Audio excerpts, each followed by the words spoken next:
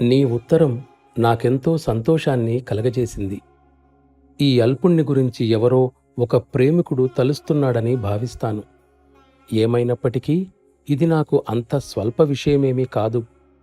బహుశా నేను చేసే సేవలు నీ హృదయంలో తపనను పెంచే స్వభావాన్ని కలిగినవై ఉండవచ్చు.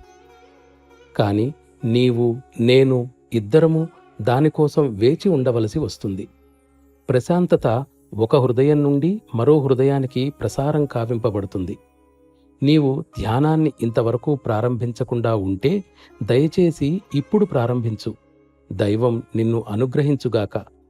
నా గురించి నేను ఎక్కువగా చెప్పదలుచుకోలేదు. ఎందువలనంటే కేవలం ఈ చెప్పుకోవడమే మన్సూర్ను ఉరికంబానికి పంపింది. ఆ రోజులు ఇప్పుడు లేనప్పటికీ జనులు అపరిపక్వ దృష్టితో నన్ను అంచనా వేసే అవకాశం ఉంది. నీ హృదయమనే త్రాసులో నన్ను తూచి సత్యాన్ని తెలుసుకుంటావని నేనాశిస్తున్నాను. ప్రియ సోదరా, ఉత్తరాలలో నేను వ్యక్తం చేసిన అభిప్రాయాలను నీ హృదయంలోకి తీసుకున్నావు. మరప్పుడు వాటిని వ్రాసిన వ్యక్తిని నిర్లక్ష్యం చేయడం విచారకరమైన విషయం కాదా?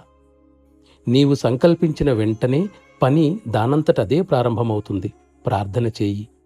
దానిలో మునిగి ఉండటానికి ప్రయత్నించు. అది ఎంతవరకంటే భిక్షాపాత్ర మాత్రమే చేతిలో ఉండి భిక్ష అడగాలని కూడా తెలియని స్థితిలోకి వెళ్ళిపోవాలి. అటువంటి స్థితిని నీవు సృష్టించుకుంటే నీ ప్రార్థన ఎన్నటికీ అలక్ష్యం చేయబడదు. ప్రేమతో వెక్కి వెక్కి ఏడవటాన్ని, విలపించటాన్ని సాధన చెయ్యాలి. అది నిజంగా రాకపోయినప్పటికీ కృత్రిమంగానైనా చేయాలి. ఇది చేసి ఫలితం ఎలా ఉంటుందో చూడు.